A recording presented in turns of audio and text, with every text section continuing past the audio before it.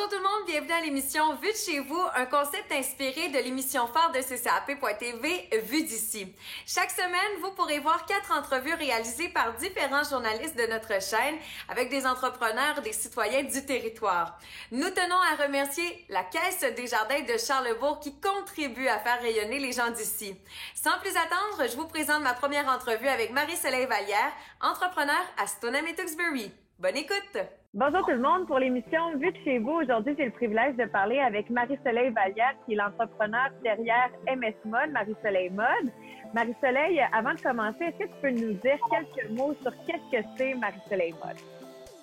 En fait, Marie-Soleil Mode, on est une entreprise de femmes qui travaillent de la main à la main au Québec. Ce sont des tuques, des foulards, on est rendu avec des cols, des mitaines, on a des bandeaux. Donc, c'est vraiment une marque d'accessoires hivernaux qu'on produit à la main selon différentes collections, printemps, automne et hiver. Dans les derniers mois, évidemment, on se souvient très bien du mois de mars, on a annoncé un confinement complet, ça a touché beaucoup les entreprises, les gens qui avaient des locaux, oui, mais aussi les entreprises comme la tienne qui se spécialisent sur le web. Comment tu as réagi lorsque tu as appris qu'il y avait comme un gros shutdown? En fait, étonnamment, moi et d'autres entreprises qui ont vraiment des commerces en ligne, évidemment, vu que les magasins, les commerces étaient fermés pour le magasinage, ben tout s'est fait en ligne. Donc, il y a eu des belles retombées sur l'entreprise, vraiment beaucoup. Quand il y a eu le mouvement « ça va bien aller », nous, on est arrivés avec une tuque qui se voulait finalement faire partie de l'activité, d'aller dehors, faisait frais encore, aller dehors avec les enfants, marcher, aller voir les arcs-en-ciel dans les fenêtres, l'activité qu'il y a eu. Assez collectif. Donc, nous, on a simplement sorti une tuque arc-en-ciel. Puis, finalement, on en a vendu près de 800. Donc, ça, c'est à côté de toute notre collection de printemps. Donc, vraiment, là, nous, notre printemps, ça a été vraiment extraordinaire. Là, en seulement 3 semaines, on a fait notre charge et notre chiffre d'affaires de 2018 au complet. Là, donc, ça a été magnifique. Évidemment, c'est quelque chose, gérer tout ça, parce qu'on n'était pas nécessairement prête à ça. Donc, formé, on a eu à vraiment restructurer comment est-ce qu'on fonctionnait parce que là, c'était vraiment impressionnant. Puis avec toutes les difficultés d'expédition qu'il y a eu parce que les entreprises d'expédition, évidemment, étant donné que les gens commandaient 3 fois plus que dans le temps des fêtes, mais là, nous, on a eu, comme PME, des délais de livraison là, dus à Post Canada. Là. Fait qu'on il y a des gens qui attendent encore des commandes. Même nous, on attend encore des timbres de Post Canada qui datent du 20 avril.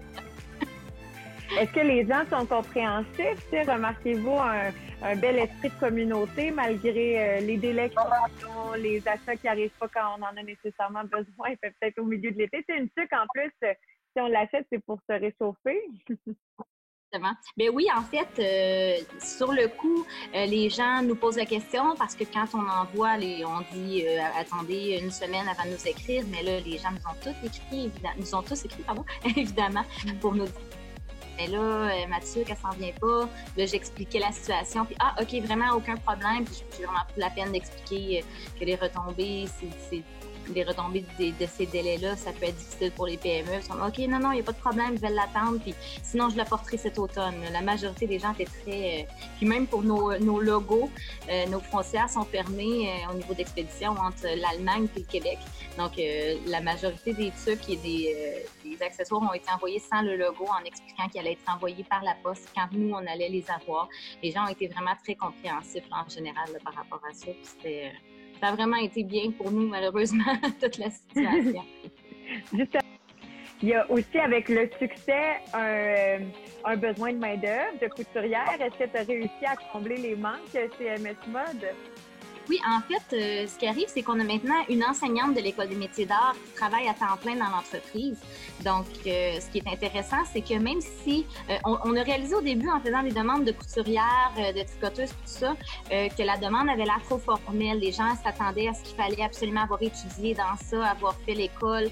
Puis finalement, Non, on a remodulé ça parce qu'on en a une enseignante dans l'équipe qui peut les former. Donc maintenant, ce qu'on fait, c'est juste d'aller chercher quelqu'un qui a déjà cette passion-là, ce plaisir-là, puis de la former. Puis on a toutes fait nos formations comme ça, numériques. Donc, ça nous a permis de produire des vidéos de mieux, de mettre ça sur Drive, de vraiment tout organiser nos choses pour que ça soit plus facile et plus rapide maintenant. Donc, on a réussi à trouver chaussures à nos pieds en faisant nous-mêmes la formation. Bien, merci beaucoup, Marie-Soleil, d'avoir participé à notre émission Vue de chez vous. J'aimerais que tu nous rappelles à quel endroit on peut voir la nouvelle collection qui est sortie maintenant pour l'automne prochain. Donc, peut-être le site Internet puis les façons les plus simples de te joindre si on a des questions. En fait, le site Internet, c'est www.marisoleilmode.com. Aujourd'hui, le 7 juin, on est en dévoilement. On va pouvoir commander seulement en précommande parce que c'est une collection d'automne. Donc, du 15 juin à 20h jusqu'au 18 juin, c'est 72 heures. Puis, pour me joindre, écoutez, on peut aller sur Marie-Soleil Mode, la page. On peut aller sur le site web dans la section contact. Puis, on peut aussi directement aller sur le club des précieuses VIP comme toi, puis aller voir un peu d'avance. Bien, je le conseille vraiment. Il est le fun à suivre, le club. Puis, comme tu disais, ça nous permet aussi de dire qu'est-ce qu'on pense des produits puis de donner notre opinion. Là. Je vous invite aussi à vous procurer votre MS Mode. À chaque fois que je porte mes trucs, Marie-Soleil, j'ai toujours des beaux compliments. À très bientôt. Merci beaucoup. Merci à toi, Mélissa. Chaque année, l'équipe de CCAP.tv se rend au marché public des cantons. Aujourd'hui, nous vous présentons une entrevue qui a été réalisée par Rosalie en lien avec le marché de Stoneham et Tewksbury. Je suis avec Kim Martel, qui est dans le conseil d'administration du marché des cantons de Stoneham. Peut-être m'expliquer un petit peu, Kim, comment vous organisez le marché? Bonjour tout le monde. Le marché, dans le fond, c'est une équipe de membres du conseil d'administration de 7 personnes qui travaillent bénévolement pour vraiment la mission, c'est de valoriser les produits agroalimentaires de la région. Le plus possible de la région, on essaie toujours de travailler avec les producteurs d'ici. Sinon, un petit peu plus loin pour offrir vraiment une diversité puis des produits bio, sains et à notre clientèle, à notre communauté de la MRC de la Jacques-Cartier. Cette année, le marché sera un peu différent, j'imagine, et l'organisation, là, ça a dû être différent également à cause de la pandémie. Est-ce que ça vous a mis des obstacles? Comment vous avez fonctionné pour organiser le marché? Bien, premièrement, j'ai la super bonne nouvelle d'annoncer que le marché public des cantons va être en opération cette année, tous les jeudis, comme avant, à compter du 18 juin jusqu'au 8 octobre cette année, toujours de 15h à 19h. Évidemment, ça l'a affecté. On a eu une période à se demander, mais rapidement, l'Association des marchés publics du Québec ont travaillé fort auprès du gouvernement et de la santé publique pour nous confirmer qu'on pouvait vraiment opérer les marchés publics. Donc ça, c'est une super nouvelle. C'est sûr que ça va changer un peu la dynamique. On est reconnu à Stoneham avec notre marché pour le côté festif. Donc, ça va être une formule jusqu'au 31 août, mais on reste prêt, on reste à l'affût de la santé publique. Dès qu'on peut redonner un peu plus de programmation, on va le faire, on est prêt pour ça. Mais pour l'instant, on invite vraiment les gens. Je pense que ça va faire du bien de se voir. C'est sûr qu'on a, évidemment, je veux rassurer tout le monde, tout est fait en fonction de travailler fort. Puis un gros merci à la municipalité de Stoneham et Tewksbury aussi, avec qui on travaille. Puis on travaille un parcours consommateur sécuritaire, puis en même temps très agréable, convivial, autant pour les producteurs que pour les consommateurs. Fait qu'on veut vraiment venir chercher. Fait que tout est vraiment, on a des normes simples et claires à respecter. Fait qu'on va le faire d'une manière sécuritaire, mais en gardant toujours l'âme festive du marché. Justement, du côté sécuritaire, est-ce qu'il y a des mesures sanitaires qu'il va falloir que les gens adoptent avant de venir au marché? Vous, de votre côté, comment vous avez organisé ça pour les mesures sanitaires? Bien, on a retravaillé, habituellement, on est vraiment devant le presbytère, à côté de l'église. Là, on a retravaillé vraiment un parcours qui est tout proche, qui est plutôt devant la grange, avec les cabanes, un peu comme le marché de Noël. C'est un peu la même disposition avec les cabanes. Fait qu'évidemment, mais tu sais, je pense que les gens sont habitués de plus en plus d'arriver. Fait que c'est sûr qu'avant de rentrer, il y a une entrée, il va y avoir plus une entrée pour rentrer au marché, avec évidemment pour se laver les mains avant de rentrer avec l'aseptisant. Puis il y a un parcours à suivre, des flèches, mais on essaie de travailler ça pour que ça soit esthétique, joli aussi, bien intégré avec la nature. Puis le lieu, tu sais, je pense qu'on est reconnu aussi pour que notre marché soit vraiment dans un lieu qui est beau, qui nous représente vraiment. Donc, on peut rassurer les gens comme de quoi le marché est ouvert en plus d'être sécuritaire pour leur santé. Vous êtes également toujours à la recherche de bénévoles pour venir vous aider au niveau de l'organisation, tout au niveau, aussi au niveau du marché en soi, les jeudis, j'imagine? Exactement. C'est sûr qu'on a tenté vraiment de minimiser, surtout avec la pandémie puis avec le COVID en termes de normes sanitaires. On a des gens qui vont être là pour s'assurer de la sécurité puis du respect des normes d'hygiène. Mais aussi, on cherche toujours des bénévoles. On a minimisé toutes les étapes de montage, démontage en utilisant les cabanes puis en les laissant là à l'année. Mais quand même, on a toujours des besoins en termes pour des bénévoles. Puis surtout, si on souhaite, on espère grandement qu'on pourra avoir peut-être un peu plus à la fin de la saison, puisque notre marché est quand même jusqu'au 8 octobre. Fait que peut-être que si tout se passe bien, avoir un peu de spectacle ou de festivités à suivre selon ce qui se passe, comment la situation se déroule, mais on a toujours besoin. Fait que ceux qui sont intéressés, oui, on vous invite à nous faire signe.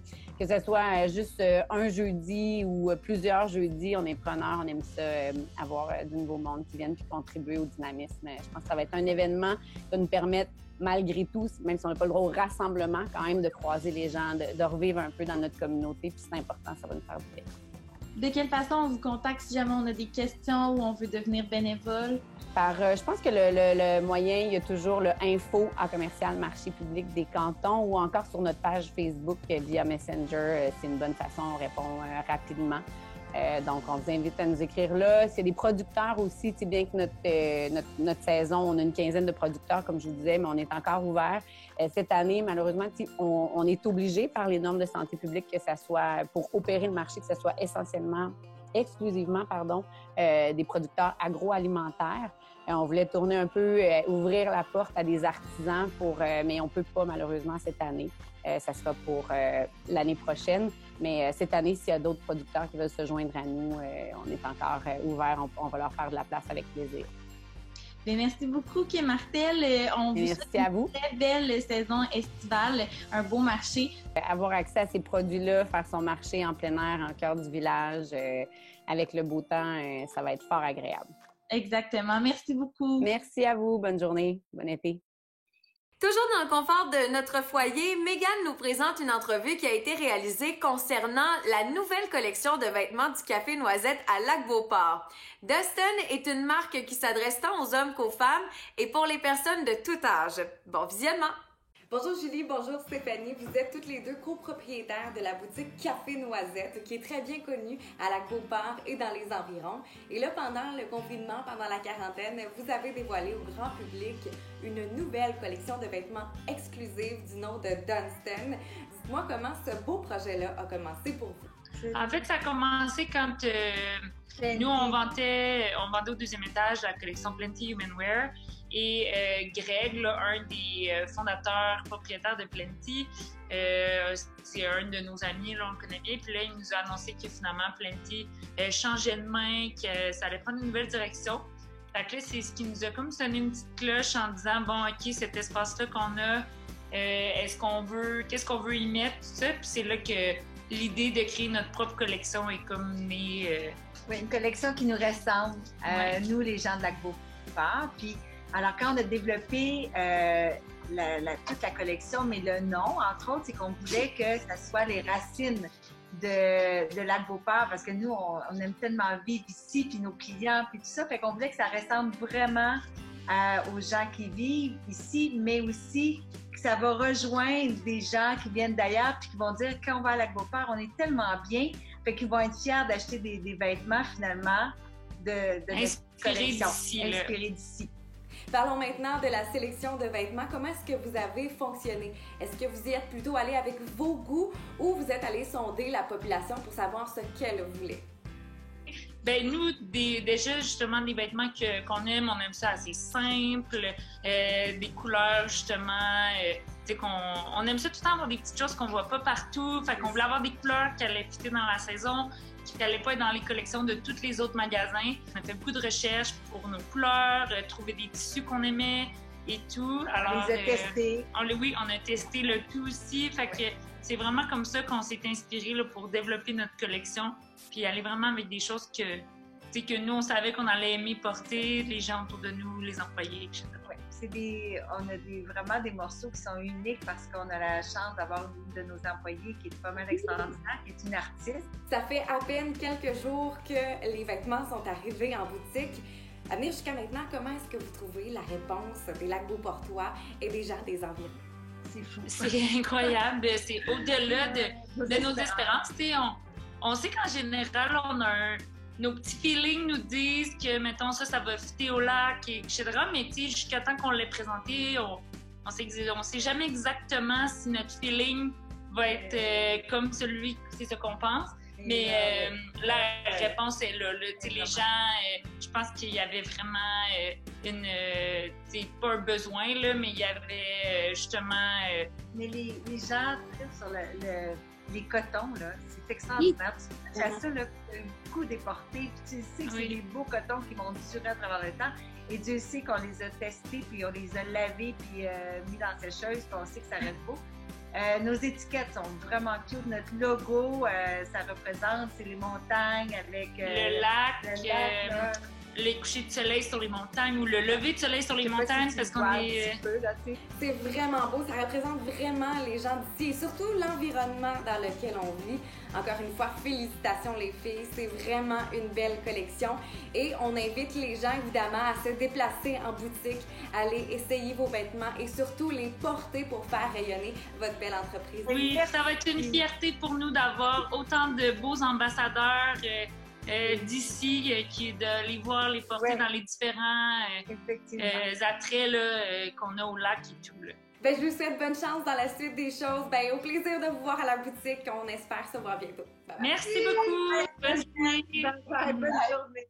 Pour poursuivre, Francis s'est entretenu avec un visage que l'on voit régulièrement sur notre territoire, mais sur des pancartes de maisons à vendre.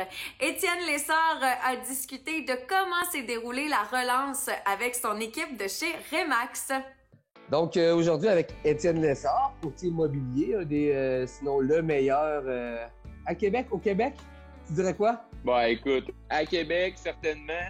Puis j'ai été au Québec, mais il y a une couple d'années, depuis qu'on est en équipe, la compétition est trop forte avec les gros courtiers et les grosses équipes de Montréal, tout ça. Je suis aussi content que tu acceptes de prendre quelques minutes avec moi parce qu'avec la crise du COVID, on voit des informations qui passent partout par rapport à bien des trucs.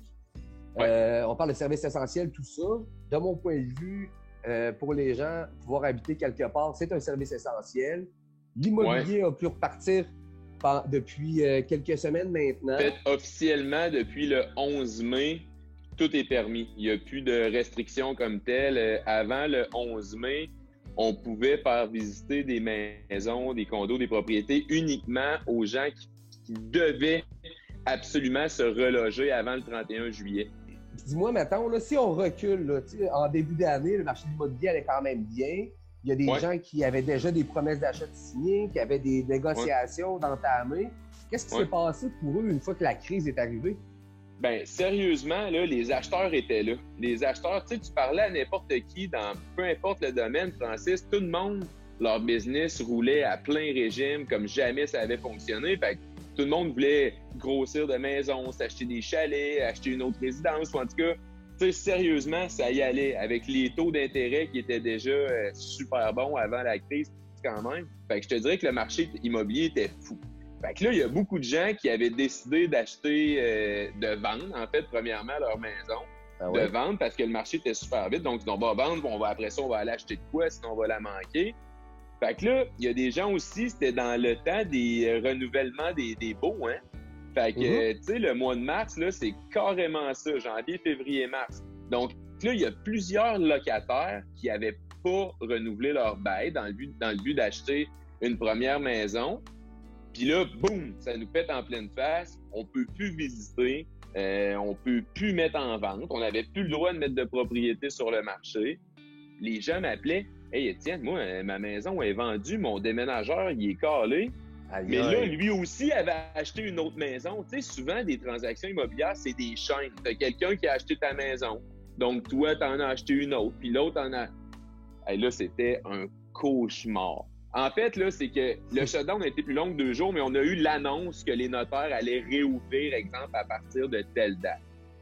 Fait que ça a enlevé un poids incroyable. Tu sais, tu m'amènes à quelque part aussi. Tu sais, on a parlé beaucoup des gens qui étaient déjà dans le processus.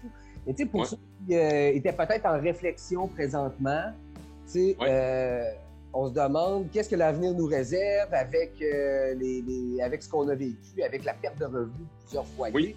Est-ce qu'on était à la veille de retrouver sur le marché, mettons, des maisons vraiment à rabais? Tu sais, où est-ce qu'on se situe? Tu sais, pour quelqu'un, tu suggérais de bouger ou d'attendre, mettons?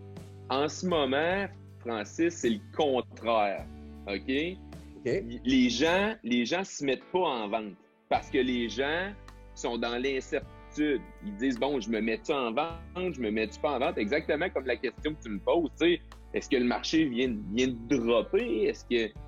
Fait en ce moment, en date d'aujourd'hui, le 27, c'est un marché de vendeurs. C'est clairement un marché de vendeurs parce qu'il y a des acheteurs comme ça se peut pas, qui sont chauds à acheter, que leur appartement est loué, que leur maison est vendue, mais que pendant le confinement, ils pouvaient pas bouger, que là, c'est la folie. Quelqu'un qui hésite à mettre sa maison en vente en ce moment parce qu'il a peur de pas avoir le prix qu'il aurait eu avant le COVID, n'hésite pas, mon chum, là, c'est le temps de mettre en vente. Au contraire, on va peut-être même aller chercher plus que ce qu'on aurait eu avant le COVID à cause du manque de maisons actuellement sur le marché.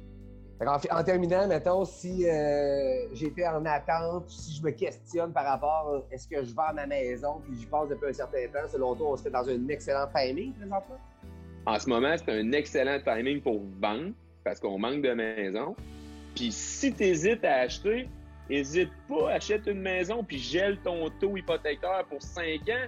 J'ai même des clients qui ont gelé ça 7 ans. J'avais jamais vu ça. Wow.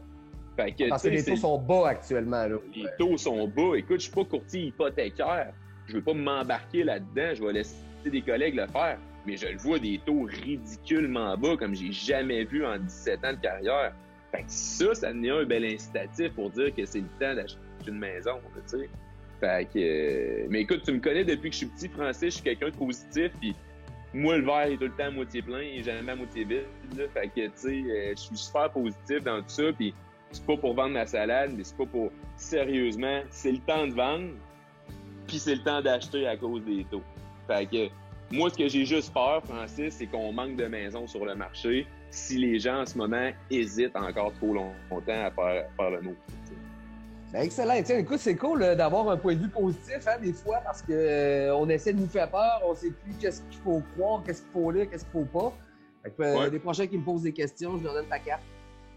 Oui, puis ça va être positif. Excellent. Ouais. Hey, un gros merci, Étienne. Merci beaucoup d'avoir écouté le premier épisode de Vue de chez vous. On se retrouve la semaine prochaine pour 4 nouvelles entrevues qui vous seront présentées, entre autres par Chloé et Alicia. Vous avez des suggestions à nous faire? Écrivez-nous au info@ccap.tv et je vous souhaite une magnifique semaine. À bientôt!